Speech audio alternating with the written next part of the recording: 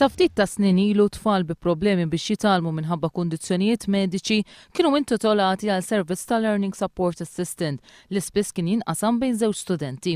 Iżda jirriżulta li din l-għajnuna issa mhux ser tibqa' tingħata.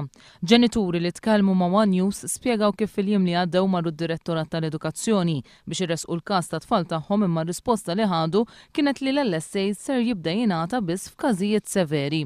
Milquta minn din id-deċiżjoni hemm fost l-oħrajn tfal li jbagħtu mill-kundizzjoni tal-ADHD li tirriżulta f'nuqqas ta' attenzjoni, imġiba qalila u impulsività. On partikolari għaltinna li għandha f'idejha rapport ta' psikologu li jikkonferma li t-tifla tagħha għandha l-ADHD u li s-servizz ta' Learning Support Assistant ikun ta' benefiċċju sinifikanti għaliha. Imma One News huwa informat li d-direttorat tal-edukazzjoni irrefera lil dawn it-tfal lejn is-CDAU, Child Development Assessment Unit, għal programm speċjali bl-isem Alert. Il-ġenituri qalulna li dan il-unit fl-isptar sal-Luqa jista' jgħin tfal biex gradwalment jikkontrollaw il-kundizzjoni tagħhom, iżda bl-ebda mod ma jindirizza l-problema ta' imġiba fil-klassi jew jassisti t-tagħlim ta' tfal waqt il-ħin tal-iskola. Il-qtuf fis-servizz tal-Learning Support Assistance mistenni joħloq diffikultajiet kemm fl-iskejl tal-gvern kif ukoll dawk tal-Knisja.